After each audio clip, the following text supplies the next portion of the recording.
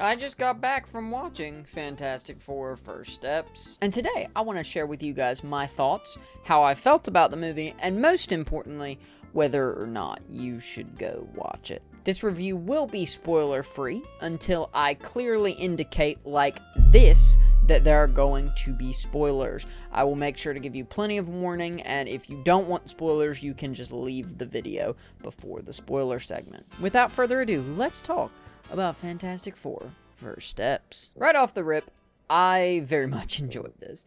It's some good Marvel fun, and it's not perfect, I would like to clarify.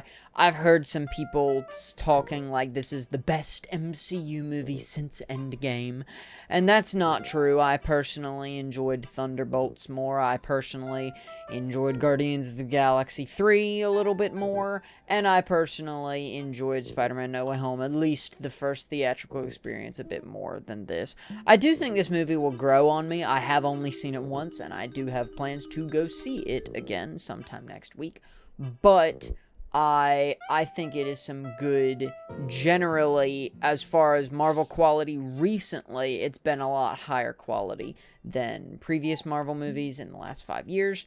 That's not an incredibly high bar when we have screaming goats and horrendous CGI. That is something I wanted to touch on for a minute. The CGI was very, very good. It was very, very good. It was on par with Endgame CGI. It was, in my opinion, better than Superman's CGI. Superman had a couple moments of rough CGI, whereas this was pretty much flawless. I'm sure that on a third or fourth rewatch, you might catch something that's like, okay, that looks a little bit bad. But this looked fantastic, to say the least. Another big point I was majorly concerned about this film for was Pedro Pascal as Reed Richards, okay? And here's the thing. Pedro Pascal is a very hit or miss actor for me. I thought he was not good in Gladiator 2. I thought he was very good in The Last of Us. I thought he was not particularly good in The Mandalorian. I thought he was great in Materialists. He's legitimately, of all of the movies I've seen him in, it is about split 50-50 down the middle whether or not I have enjoyed the acting job that he has done. And he absolutely kills it in this movie. He does really, really well. I personally would say it's probably his best job acting because it is one of his more complex, less one-dimensional characters. And I think that is another thing that this movie does very, very well, is that the characters are all given depth. They are not cardboard cutouts of the character from the comics. They are all given depth. They're all given meaning. The Thing is the only character that I would say is a little bit underdeveloped, but he still has his moment, and the movie could not exist without him. So I am glad about that. I also, speaking about characters, would like to say that Galactus is an absolutely great villain. I do understand some of the complaints about him. Like, in particular, I saw this one review that said Galactus feels kind of like a boss that you unlock when you've already beaten the game and you're playing free play mode, which I kind of understand that a little bit, but at the same time, I don't fully agree with that because, like, he is literally shown... Actually, I'll say that for the spoiler segment. He is a very menacing bad guy. You have reason to be scared of him and reason to be worried about his presence. And dude is a certified aura farmer. Like, pretty much every frame he's in, he is just farming aura. It's kind of wild. The family dynamic between the Fantastic Four was really, really good. They felt like an actual family. And I've seen this comparison a lot, but it really is valid for this movie. It feels a lot like the family dynamic in The Incredibles, in that there is actually dynamic there. It's not just actors acting the role. I think that all people involved in making this movie, from the writing to the acting, was very, very good at portraying the Fantastic Four as a family, which is important, because they are. If you like Marvel movies, you should go watch this. frankly, if you liked The Incredibles, you should also go watch this. If you like sci-fi, you should go watch this. It is a good summer blockbuster, and I know some people are being a little pessimistic about the summer so far, but movie fans have eaten good this summer. We've gotten 2 banger superhero movies. We've gotten some pretty good action movies. We've gotten some good horror. Like, we've gotten all around pretty good movies out of this summer. We got one of the best racing movies since Cars. I mean, it's just been a good summer for blockbusters so far. So I would personally, if you fit under any of those categories that I previously listed, I would definitely go see Fantastic Four First Steps, and maybe just give it a try anyways. You never know, you might end up enjoying it. Especially if you haven't enjoyed recent Marvel, I would give this a try because I think it might be able to change your mind.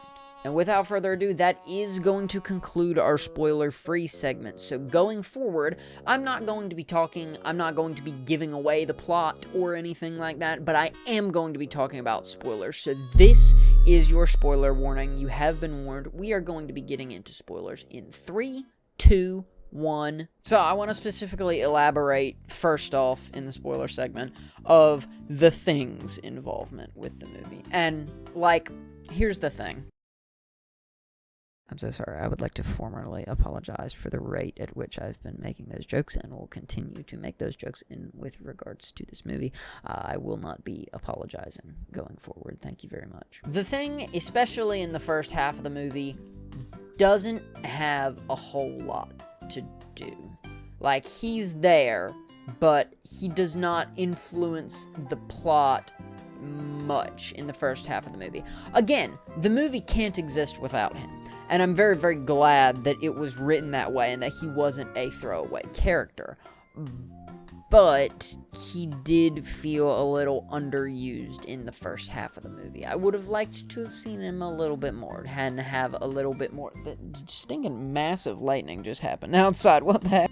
There's 2 scenes in this movie that really, really showcase Pedro Pascal's range.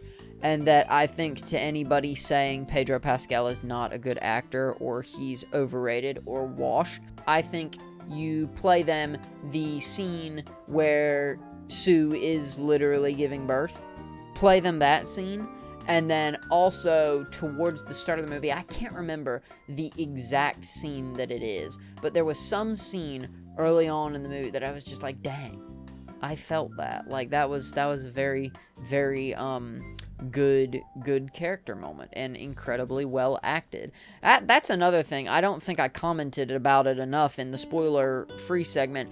Everybody here is cast perfectly. Like, Vanessa Kirby kills it as Sue Storm.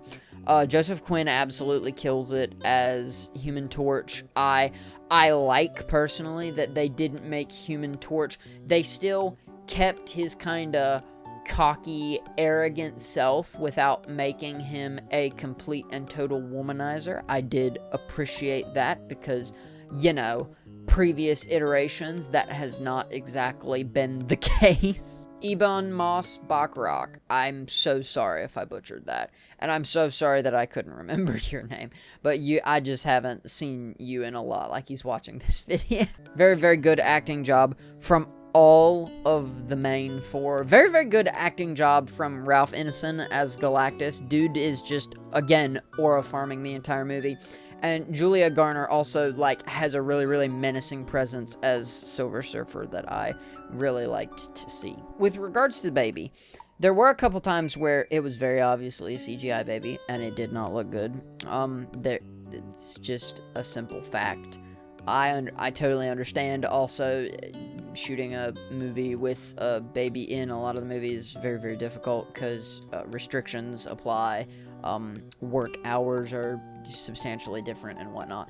But the baby felt like it was honestly underutilized to a particular point, and then overutilized in the final fight.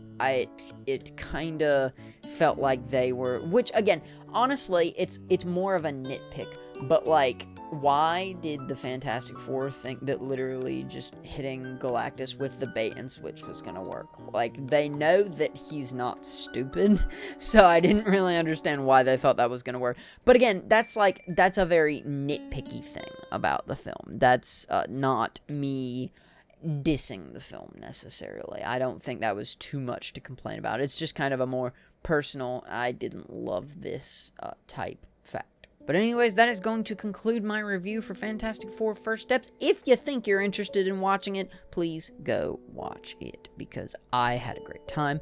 I think you will as well, and I think that for the 9th time in the last 2 years, Marvel is back, baby.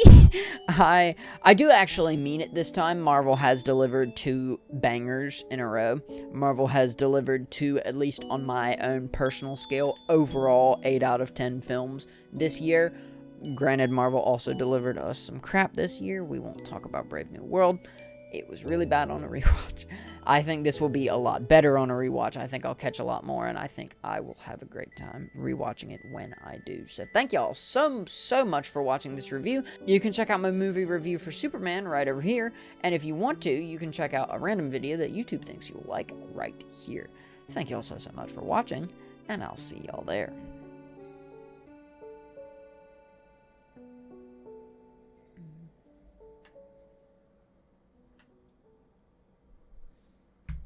That lightning was really bad.